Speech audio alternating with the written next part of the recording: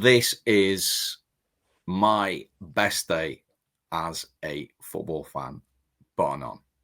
St Yates Day. I mean, we weren't great in the league at the time. And they're old and we draw Everton away at Goodison Park in the FA Cup. I'm probably like you, as a local boy. I've got a lot of friends who are Everton fans as well as Tranmere fans. So there was a huge scramble for tickets. I made sure I had the day off. I was not missing this for anything. And my parents were there. All my Tranmere fans, and I made sure. I remember 10, 11 of us all sitting together in the Bullens Road and the Tranmere end, and there were 4, 5, 6 of my mates, Everton fans, dotted around the rest of the time. And we met for a couple of drinks. I always remember Liverpool played Leeds that morning in the early kickoff at Ellen Road and won. We watched that, and then we met for a few drinks. And one of my very good friends who we were recalling this at his 50th a short while ago, who's an Everton fan. I'll never forget this. As we were coming out of the pub, the Acorn, is it, by Goodison, to go our sort of separate ways around Goodison Park, he said to me, "Steve," I said, "Yeah." He said, "If Everton lose this, I cannot face you afterwards." I said, "What do you mean? You know, you're Premier League team."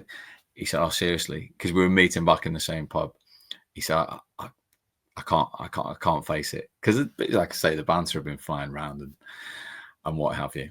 And then what developed, and again, the subplot was the whole Peter Johnson thing as well, because I actually went on to cover it, or I was covering Everton at the time, was I can't remember. No, I'd left. But obviously I'd covered Everton an awful lot in my radio career. And I've got a lot of time for Everton. The people are fantastic. Still got a lot of friends there now. So there's nothing against Everton really, but the Peter Johnson subplot was strong. And I always remember that interview that I did with Johnny King when he was sort of pleading him to stay, Mr. Chairman. And Kingy told me he was one player away from the Premier League and he wanted to sign Tony Cascarino at the time at Chelsea, and Peter Johnson wouldn't give him the money and he couldn't understand why. And then obviously it transpired that he was going to Everton. So that was a major subplot, as well as Everton Tranmere at Goodison Park. And the way we played, I mean, I know Jason got the goal and 2 for Yatesy, but and I'm not just saying this because I know him to this day and he works at the club, but I think Parky was unbelievable that day. I remember Parky and his pace just, destroying Everton.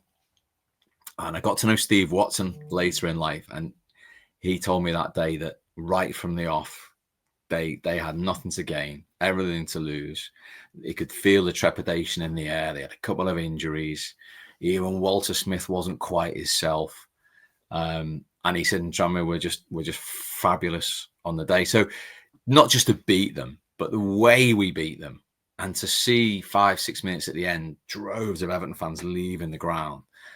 I remember that, are you Chester in disguise and all that kind of thing. It was just 6,000 of us, I think, in the Bullens Road. It was just a dream day as a fan.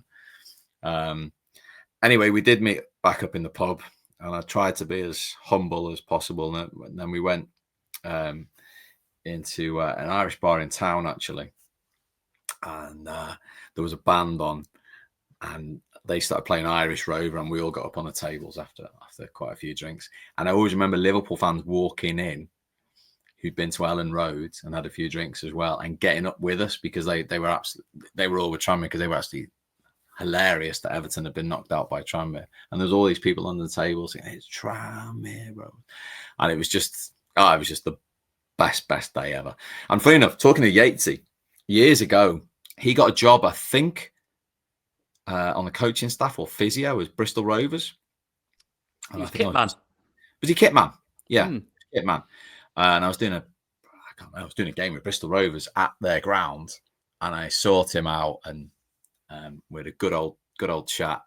And I said to him, "You're so humble. You don't realise your sort of position with the Tranmere fans." And he was like, "Oh, I love that." I said, and he didn't realise it was St Yates Day, that everyone on the WhatsApp group every year, happy St Yates Day. I mean, it's all, It's just as famous as Valentine's Day to us.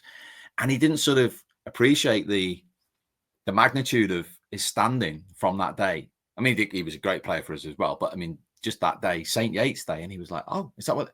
And he was sort of overcome with. So I was delighted that I told him that, because obviously down in Bristol he was a bit out of it. So yeah, St Yates Day, the best day. I think that's because he never really got a send off. He was here, No. and then he went in 2002 because they didn't give him the contract that he wanted. I think he's been on here and explained it, and he didn't come back until that game once with Bristol Rovers in the 2014-15 season. Tranmere played them in the cup, and Mickey Adams was manager, and he barely even got recognised when he came back onto the pitch. It was mentioned by Richie Tierney, but he never really got a send off, and disappointing. He's never really been back to get it. So I think that's possibly why he never understood it. There's so much to unpick from that game. I mean, I remember Aldo has been on here. We did a show to celebrate the 20th anniversary of St Yates Day, and Aldo came on here and he said he walked into the chairman's lounge or whatever at Goodison after the match, and he bumped into Bill Kenwright, and Bill Kenwright just looked at him and went, "Oh, F off, John." And that was it. That was their conversation done.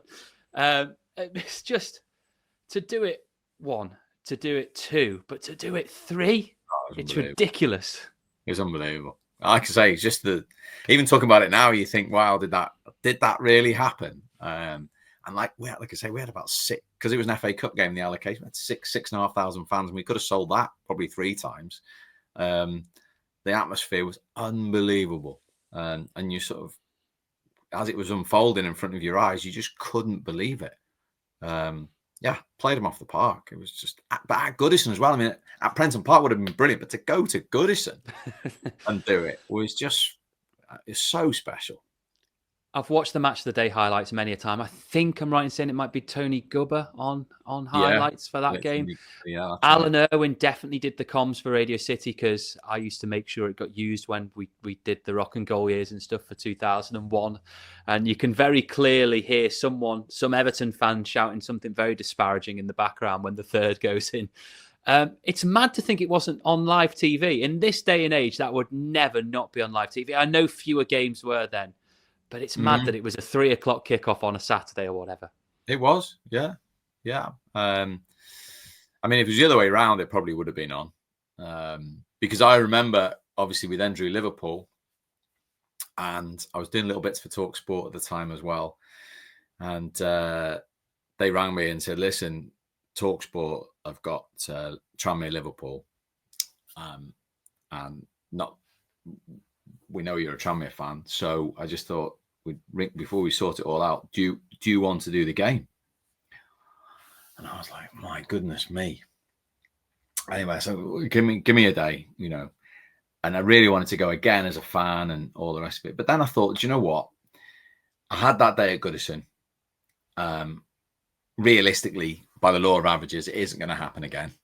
And when am I going to get the chance to commentate on national radio on Tranmere Liverpool ever again? And obviously it hasn't happened. So I went with it, and I was doing it with Ray Houghton, and I was absolutely fine until Yatesy scored at 3-2, and I lost it. But equally, that was the story as well. So it was, it was absolutely fine. It wasn't sort of Tranmere TV. It was an FA Cup. Whoa, my word. Liverpool have been pegged back to 3-2. And then they went down the other end and scored 4-2. And I've spoken to Michael Owen and Danny Murphy and Robbie Fowler, who I think they all scored that day. But they all played anyway. And they were like, "We were never worried." No, I was like, "Yeah, right. At 3-2 you were." So I actually remember that year nicely, because I was happy that, obviously I'd had that, like I say, my best day as a football fan. And then I thought, no, as a broadcaster, to commentate my team in an FA Cup quarter-final home to Liverpool, that is not going to happen again in my lifetime. So I'm going to do it. And I did. So, good memories on both counts. It hasn't happened yet in your lifetime, Steve. The Rihanna millions are going to change that. Don't you worry. Put it this way, no disrespect, Nigel, but I wouldn't want to see our team against Arne Slot's Liverpool at the moment. Just give us a couple of years. Absolutely. The thing that rankles with me about that Liverpool game is Tranmere should have had a penalty at 3-2. Yes. Was it Marcus Babbel handball that never got given? And if that does change, and at 3-3, it's anyone's game. And it's not long after that they go down the other end and get the penalty.